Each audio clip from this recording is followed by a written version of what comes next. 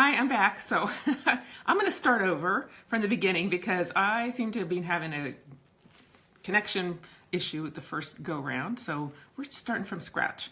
Facebook Live, seminar, webinar, whatever you want to call it, event right here, talking about 7 things that kill people's confidence. So and specifically what women do, what we do, and why.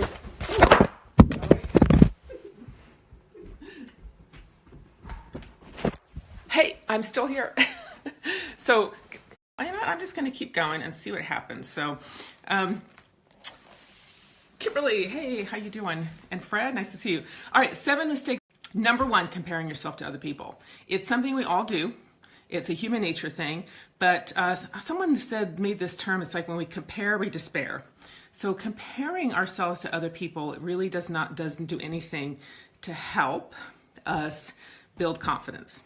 And so one of the ways that I get out of it is I just remember that no matter how successful somebody seems or how together they seem or how whatever it is that, I'm trying to compare myself with, they have been other places, and you never know also what's going on with that, what else is going on with that person. So just really resist the temptation to compare yourself to other people, because we're all on our own journey and we all have our own timing in terms of how we're going to get where we're going to get. So focusing instead on your own goals and your own life journey and how to improve yourself and always staying strong, that keeps the focus off of what other people are doing and helps to eliminate that comparison. So comparison actually can destroy our confidence. Second thing, hating someone for being beautiful. Now, I see this a lot in women, and sometimes being around pageants, I would see some of that sometimes too.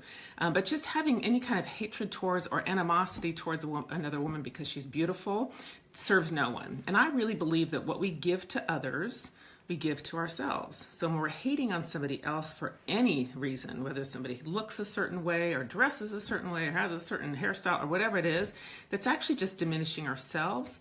And subconsciously we're saying that I don't like that person for that because it's not me, or it somehow makes me feel less. So actually now what I've gotten into the habit is when I see a beautiful woman or she's wearing something that I really like, I give her a compliment, whether it's straight up to her or even in my mind. I will say, wow, that is amazing, or look at her, because by giving that to somebody else, you actually are spreading that in the world.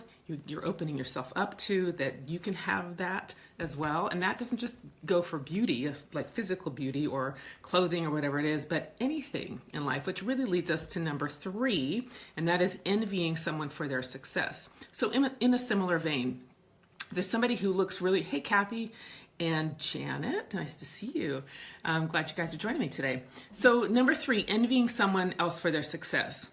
What I have found too is when I see somebody who's really successful, 1 or 2 things is happening. They've either done something specific to achieve that success. So then I'll get curious and find out what they've done, because that's something I can learn from and repeat myself.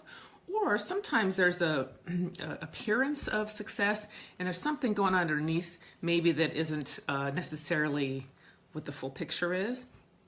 And so envying other people's success, again, it kind of puts that block to having that kind of thing for yourself. If I am envious or jealous or, somehow any kind of animosity towards somebody else because they have a nicer car or a success that,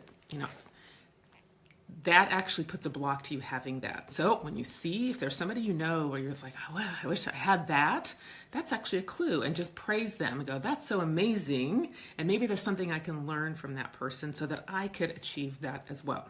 So don't, envy just doesn't do anything to help us, our confidence.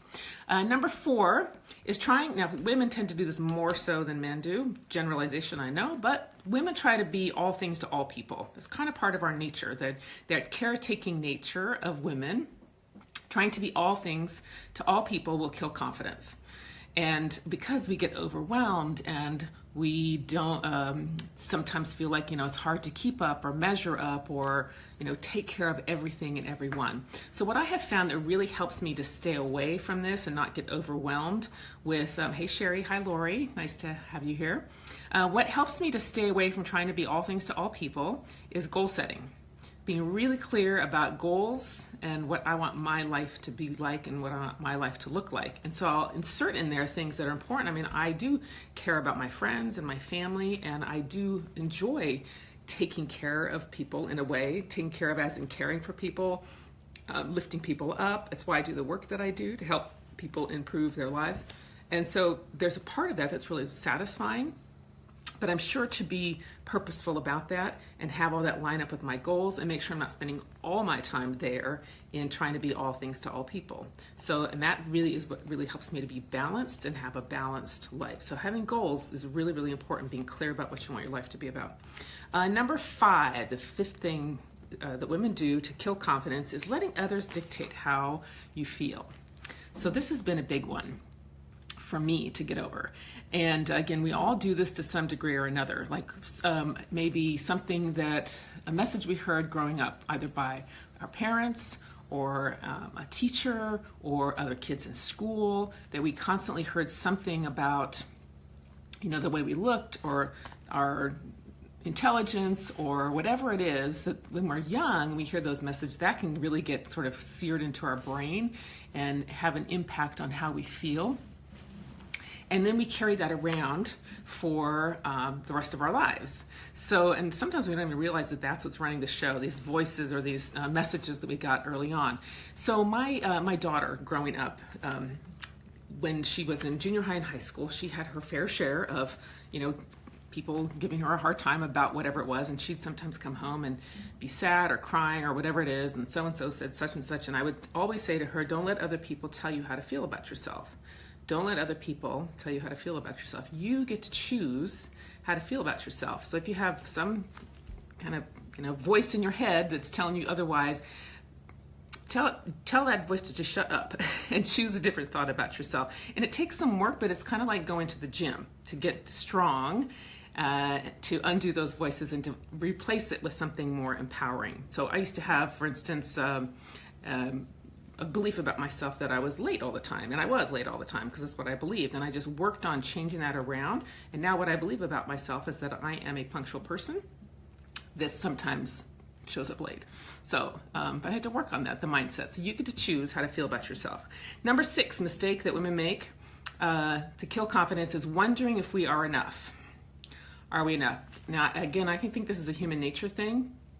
And that, you know, our fears and insecurities come in and wondering if we're really enough. And I have gone, you know, we all go through it to certain degrees. Hey, Christina, nice to see you. Barb. And if I keep cutting out, I don't know, it seems to be that I'm having a connection issue, but we press on, right? So we're talking about wondering if we're enough. We all do this in one degree or another, no matter what. Taking risks is important in terms of kind of breaking through that. So I go through this myself in a lot of ways, especially now with my speaking career, you know, launching into it and wondering if I'm really have what it takes, and, you know, the fears and doubts. Fear and doubt is a part of being human, okay? So we all have it, and I look at fears and doubts like weeds in a garden. They're always there. They'll never really fully 100% go away, but it's really, really important to manage the weeds or manage our fears and doubts so they don't take over our lives. So if you have some fears and doubts about whether you're good enough to do what it is that you want to do, then you manage that and find resources and people and networking and coaches. And those are the things that have really helped me to boost my belief in myself in doing this. And it's just an ongoing process to manage those fears and doubts so they don't come in like weeds and take over. All right. Number 7, negative talk about being old.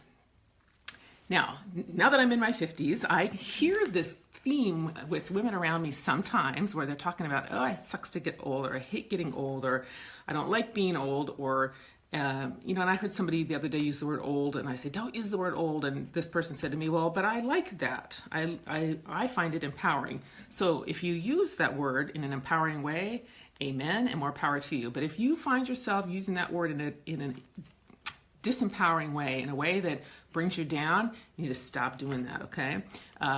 That's why my inspiration for my message, Grown Up Sexy, I like to call myself grown up as opposed to being old. Don't like that word. For me, it's not an empowering word. And so I'm a grown up. And for me, grown up means being confident and in control of my life, in control of my thoughts, in control about where things are going, what am I doing, with a lot of love and support from friends as well, but being a grown-up. And then the sexy part means being vibrant, healthy, attractive, and shining your light in the world. That's what that means. And so, if you found any of this interesting or helpful, and you want more, right? Lots and lots of ways to get more of this. One of those ways is my seminar coming up in a week in Portland, Oregon. A little over a week, 28th and 29th, Saturday, Sunday in Portland, Oregon. I have a 2-day seminar where we dig into this much deeper, and we have some specific tools, techniques, strategies, things that you can take away that really boosts your confidence, your sense of belief in yourself, your goals, what you want your life to be about. And this is the third one that we're doing, and everybody who's been to the ones I've done so far have loved it. So we have it's going to be an amazing 2 days. Also, if you can't make it to the 2-day seminar, you can get my free guide. I call it 21 Days to a Better Life. It actually talks about some of the things that can help you to build your confidence and do it consistently for 21 days. You'll see a huge difference in how you think, feel, look at the world, look at yourself. So if you're interested in that, you can just say yes in the comments or send me an email, info@leslienardini.com, or go onto my website. Lots and lots of ways to connect with me, get that free guide and tracker, 21 Days to a Better Life. And if you want info about the 2-day seminar, let me know and I'll send you the info. Thank you so much for joining me today, and have an amazing, amazing weekend. Bye.